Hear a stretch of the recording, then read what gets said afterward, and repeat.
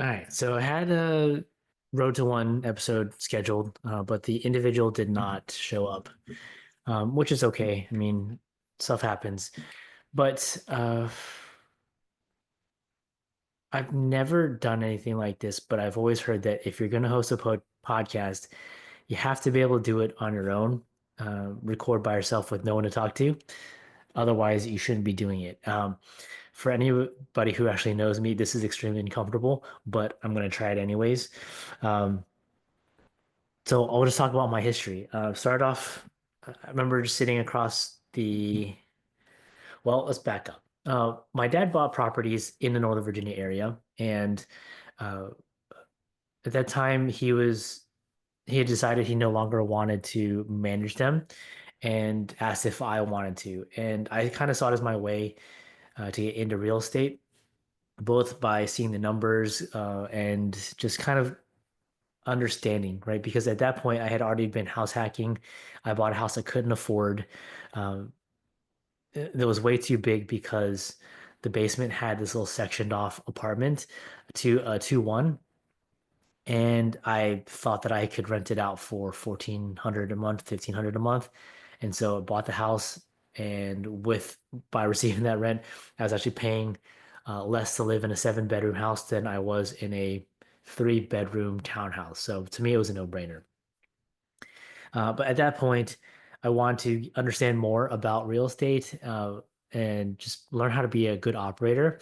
And by doing that, by managing my dad's properties, I learned I learned the ins and outs of lease agreements, how to screen tenants, how to build a team, how to get contractors, deal with maintenance issues, all that. Um, So yeah, I did that for a while and then I was running the numbers and had always heard that people get rich in real estate, but it didn't seem to be the case. Like who's living off of $300, $400 per door, especially in Northern Virginia where everything is extremely expensive. So I remember driving home freaking out because it was during COVID and had seen that uh, decided heard that people get rich in real estate, didn't understand how. So I went on YouTube and just Googled how to scale in real estate and figured out that cash flow is great, but that's not the power. The power really is owning assets and doing, you know, benefiting from tax benefits, depreciation, appreciation, and the cash flow helps and someone paying down your mortgage. Because then what happens is you get the spread between market value and what you actually owe on the property. And then every few years, you do a cash out refi. So looked into different methods and came across this book called The Burr Method, which is just buy, renovate, rent, refinance, repeat. So you're essentially buying a rental, um, and then buying a rental that's distressed, or you're just buying a property that's distressed. You are fixing it up, increasing the value, and then doing a cash out refi, pulling all of your money, hopefully all of your money back out, and using that same money to do it again. Oh, you're also renting it as well. Um, so I started doing that, but it didn't make sense to do it in Northern Virginia. I had to do it long distance. So I just picked two random markets. One I had never been to, Indianapolis, and then one that I had just gone to a couple years earlier, which was Huntsville, because I knew they had a large military base. I think I went on the Bigger Pockets forum and just said, I'm looking at these two markets. Does anybody have any suggestions? And then one person actually reached out to me and said, I have a really good agent in Huntsville. We'll love to connect you. I actually have to go back and thank that guy, but let me go. But anyways, Um, yeah, that's how I started. I essentially reached out to him, said, I have no idea what I'm doing. I'm just trying to do the Burr method in this city. Can you help me? So I think we met in October of that year. And then by November, I flat out said, like, none of these meet my criteria. Like, what's going on? And he basically said, yeah, your criteria is not realistic for today's market. And so I had to, at that time, I didn't know any better. So I adjusted my criteria and ended up putting a contract on three houses, one of which was going to be turnkey, one was in okay condition, and the other one was distressed. Well, not really distressed, but could have used some work. Um, and they were all already rented. So I figured, I was breaking some rules. One of the rules was don't inherit tenants, but I broke that rule. Another rule was don't buy outside your criteria, but I did that.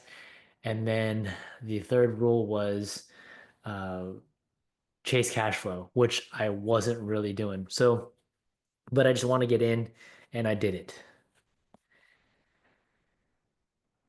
So from there, one of the houses ended up falling through. Just lots of delays. So I ended up buying one of them. So I ended up closing on two and then buying a third one. So this one, again, was outside of my comfort zone. Didn't know what I was doing. It had foundation issues. The back of the house was sinking. The and you could see it very clearly. I had never done anything with the foundation. Never experienced anything. I just heard my parents in my head screaming, "Run away!" But then I heard Brandon Turner, host of the Bigger Pockets podcast at that time, telling me to run to hard. So basically, with not knowing anything, just asked the agent, "Okay, so what are our options? Can we have someone go out there and see what it's going to take to fix the foundation and reinforce it?" Uh, and that's what we did. Um, Ended up it only cost like 15,000, or no, I got a quote for 14,000, ended up only costing 15,000 because they needed one extra beam or whatever it is that they needed, and asked the seller to reduce the price. Looking back, I probably should have asked for more of a discount, but I just said I got a quote for 14,000. Can we just drop it by 14? I probably could have got 20 off easily. Uh, but lesson learned. Not the best, not the best at negotiating. Still not now, but working on that. Anyways, so did that. Ended up getting annoyed at. So I did that a couple of times, three times at least, in Huntsville. On the fourth house, started having to I got into a bidding war with another person, a cash investor. Uh, and at that point, after closing on the property, just decided this is not really what I want to do uh, in this market. So why don't I try doing it in a different market? Ended up doing the same thing in Chattanooga. Uh, had a team, right? Had an agent, and then had a GC that I thought I could trust come in and help me pick up two properties. Both properties were disasters in terms of renovations. I ended up firing the GC after the first house was done, and actually had my property management company come in and finish off the second house. But without feeling a ton of confidence in my team there, jumped markets again and went to Baltimore. Uh, had a really good GC, but could not find good property management and did not realize that the city of Baltimore is absolutely terrible. Actually, dealing with a fire that happened a month ago. They still don't have the fire report, so I can't give it to my insurance. But different challenges in different markets, and that's one thing that I learned is that no matter what market you're in, there's always going to be challenges. So the best thing to do is instead of jumping markets, is to just stick it out and figure out how to work it better, be more efficient. Um, so during all this, I started looking into wholesale because understanding that I was not getting the best deals because wholesalers are going out and they're getting their assignment fees, and a lot of them are just keeping the deals for themselves or sending them to their preferred buyers. So I tried wholesaling myself. I was cold calling. I was uh, going direct to seller, just keep pulling a list of individuals and trying to convince them to sell me their houses in one or two calls. Did not realize that it takes on average 13 touches if you're good to close a deal. So one is a weak negotiator, two is someone who's not great on building rapport, and three, someone who doesn't know what they're doing. It was presented a lot of challenges. I did not close any deals in the first 2 years, maybe, and actually had a lot of trouble getting on the phones. So at that point, decided to partner with someone who was better on the phones, better at all the things that I was not good at, um, and quickly realized as that my role, if I'm not on the phones, not connecting with people, is essentially I have to build the systems. Not my, I mean, I could do it, but it wasn't really what I enjoyed.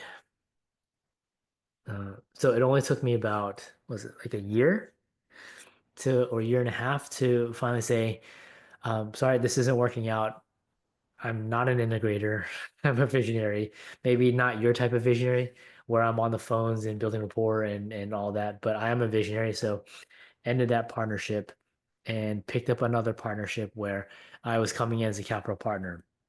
Had a good high paying job as a partner in a consulting firm. So wanted to continue to own property, but also wanted to take away from the headache of having to run a project. So I did that and um, quickly realized that I did not want to continue to do this because I'm no longer in control. Not that my partner is bad or anything, but I think he's just overwhelmed. And so um, for me, at that point, I realized that owning property is not the way to passive income. Owning property is a way to, unless you're paying them all off, right? That's a different story. Or you're doing midterm rentals or short-term rentals, something where it's more active than doing long-term. Owning long-term rentals is not going to uh, it's not going to get you to where you want to go because you still have maintenance, you still have capital expenditures, vacancies. I've had one house last year go through turnover, and that cost me in lost rent and repairs and everything. It cost me about 25 to $30,000, and that's just not sustainable. If even if you have 30 doors and not, but none of them are paid off, it's just not sustainable. It's not your houses are going to suffer because you're living off of that landlord income. So now what I'm doing is I'm going through a hard reset. I'm actually selling all of my single family homes, the ones that I own on my own, as well as uh, with a partner, and actually jumping into another partnership to do lending full time. So up until now, in addition to all those things that I've been doing, I was also lending for my mom. She wanted to retire. July of 23, she wanted to retire. And I was just kind of evaluating the different options. I did not want to turn her into a landlord because that was a lot of work with for inconsistent money. So I looked for different ways. While I was doing that, I was moving her money, her old money, into a self-directed retirement account, and uh, with the understanding that if I'm going to have her as a lender and put her money out there, I would need to have a strong enough balance sheet to pay her off in case I make a mistake and lose all of her money. So that was also a little bit of stress. But what I found out was that I really enjoyed being on the lender side, really understanding what the person is, what my borrower is doing, how they're going to pay us back. It just all makes sense to me because it's all essentially numbers. It's equity in the home, it's cash flow to protect the investment, as well as what the exit strategies are. And so then if your exit strategy is to sell, then how strong is your market, right? What do the numbers look like? What are your carrying costs and all that? It's things that I don't like putting into a calculator, but I like seeing for other people's projects. Um, okay, well then if the exit strategy is to sell and that doesn't happen, then what about a cash out refi? Can we do that? How was the loan secured? Um, what interest rate am I getting? How long is it going to be out for? All these different things that are just numbers based. And so I really enjoyed it, but I didn't realize that that was what I wanted to do until like a year later, after I'd done about 25 to 30 loans. But anyways, but yeah, going through a hard reset because the single family homes, I'm not managing them well. They're all across different states. I'm not keeping up with the reporting requirements for all the states because again, like owning property is great, but you need to have someone help you manage it unless you're going to do it yourself. But if you want to do all these other things, you want to get out of your W-2, you want to live a certain lifestyle where I don't know, you want to be free. I don't think owning property, unless you have someone helping you manage your property management companies, is going to get you there. So big reason why I'm doing that is I'm selling everything because it's a time suck, it's inconsistent money, and my houses are suffering. So before letting anything get distressed, I want to make sure that they're all fixed up and then sold to someone who's going to take care of them. Not emotionally, but because it just seems like a waste of effort to have a house just get into bad uh, to have a bunch of deferred maintenance and get into a bad condition, right? So doing that. And yeah, I'm tired of it. I will buy property at some point, but the biggest lessons, I mean, that whole history was to get to now and to talk about the biggest lessons I've learned. Um, One is again, the cash flow from your properties is not what you're supposed to live off of. And I'm just speaking about long-term rentals. You're not going to live off of $300 to $500 per door. Now, if you pay them all off, that's a different story again. But for right now, to me, the biggest reason why I could continue to buy a property instead of pay off old loans is because the old loans were at 3% and 4%. And so to me, it just made no sense. Um, but if I had known that my goal was, but if I had decided to live off of rental income, then yeah, what I would have done was I would have just taken all this money that I had and pay off the existing loans first, and then just use that as like a snowball. So that I mean that is a different strategy, not the strategy I took because I was so focused on the cost of money and making sure that I was maximizing every single dollar. So lesson one is cash flow is not what you're going to live off of. Owning property, if you're going to continue to hold debt on it, is really as a way to get chunks of money every 5 years and through cash out refis and as like a savings account to build wealth. But again, you need to have a team or someone help you manage your PMs because your PMs are not always going to be on top of everything. Lesson two, stick to one market. I bought properties in so many different markets that which sounds again, I sounds cool, but the administrative headache is not worth the effort. I have reporting requirements in Alabama. I have certain requirements. I can't transfer the houses out of my personal name into an LLC because then Tennessee is going to charge me a 3% transfer tax. Right. Baltimore has all these different, you need a use occupancy permit. You need to have licensing. You need to send them regular annual tax records, right? All these different things. Um, and then Ohio. I'm not having to deal with any of the operations in Ohio, but I just want them managed a different way. I want operations to be run in a different way. Not that my partner's bad or running it poorly, but I just want them run a different way. There's a disagreement in how these things are being handled, and so I want out of all of these different situations. So going back, if I were to do this again, instead of being scared because or pushed away because I don't like I didn't like the situation, what I should have done was I should have adjusted, stayed in the market because I had a team there, adjusted my criteria or adjusted how I did things, and then stuck to one market. Life would be so much easier if I just stuck with one market. Another lesson I learned was um, you don't have to open bank account. You don't have to open LLCs for every single property that you own. It's another administrative nightmare where you have all these different accounts, and then your BPT taxes in Alabama. You have to go on. You have to pay taxes on every single one. You have to submit um, reporting for every single one.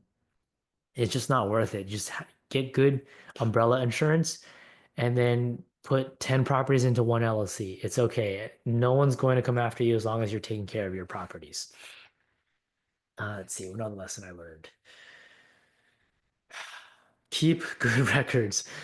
Hire a bookkeeper in the beginning. If you can't afford it, then don't go out and buy property. Make sure that you have uh, bookkeepers in place to help you keep good records. Because if you don't have good records, you don't know, you can't make good decisions, and you're going to make a lot of mistakes. Things are going to fall off. You're going to start paying late fees on things. You're not going to know, you're not going to be able, again, you're not going to be able to make good decisions. So making sure that you have a good bookkeeper in place is something that I'm still dealing with 4 years in. So make sure you have good accounting.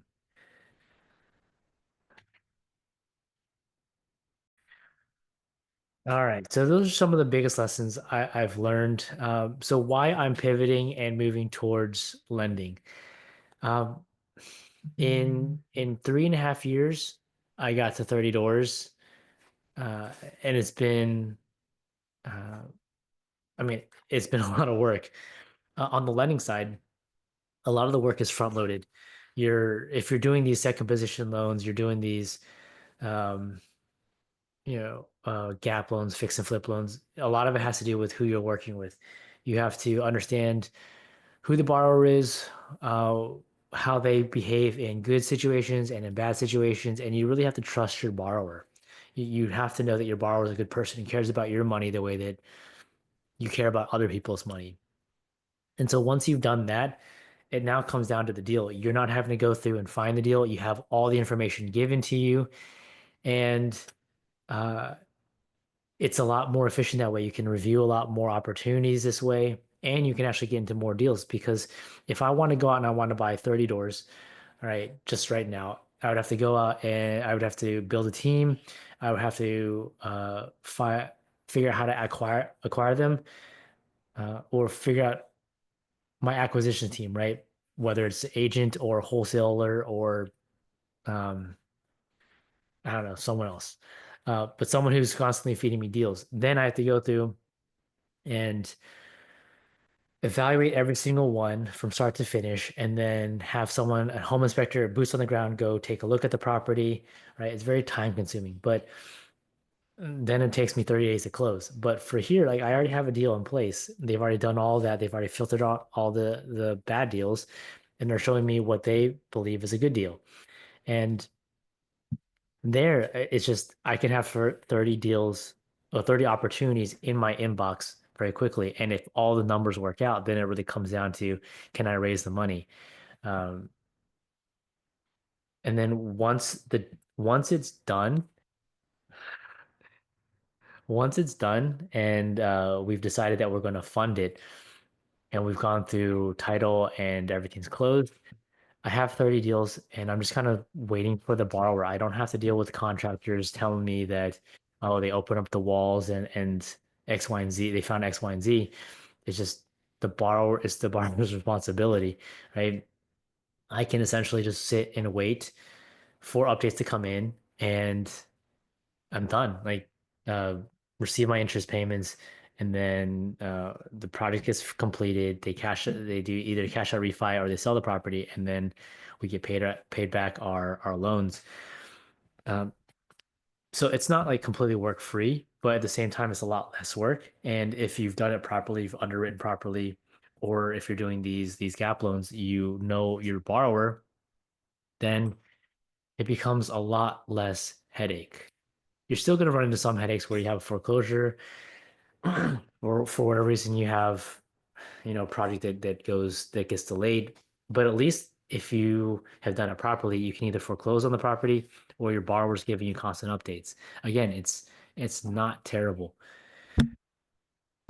You can do a lot more deals, you can do a lot more transactions a lot more quickly. On top of that, because I have three partners, one who's been with me for 6 months now, almost 6 months, and then another set of partners who's been doing lending in Georgia for 8 years. I can rely on them. Like there's a huge weight off my shoulders now because I can I can ask them questions. I can ask them dumb questions. They may not like it, but we're partners now.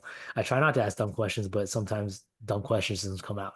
Um, I just come out of my mouth. I don't know. Uh, but yeah, I I feel a lot more comfortable moving in this direction because I have now the partners that have the experience and have the network to make sure that if I have a large influx of deals, I don't necessarily have the capital, they can help me with their lending partners. And then if I don't have enough deals, I can have them reach out to their network. And it really is a huge, not just that, like I can also ask them questions like, what do we need to do to get started? Another question I asked was, okay, well, how do we turn on deal flow? Right? What is it that we have to do to start lending in Virginia? And that's what we've, that's what I'm doing now, building the team in Virginia across the entire state, focusing on certain areas, the higher volume areas. And sorry, getting a little distracted here, but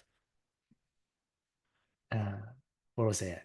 But yeah, I mean, you can, if it's done, it's very easy to systematize too. If the model is you find a specific type of, if your letting boxes criteria is strict and you follow it and everything is the same, is one type of loan, first position only, uh, asset based, then it's easy to systematize it and automate it. You can create the SOPs. It's one type of loan. The paperwork should all be the same uh, or similar at the very least. And so you can easily create checklists. And now my role becomes less about the transaction and more about oversight, making sure that we are doing everything properly and we're not making mistakes, and then creating checks to make sure that uh, checks in our process to make sure that things are getting caught before they go out.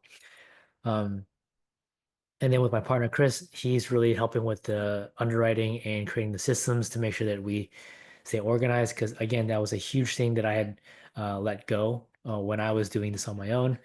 Um, it's just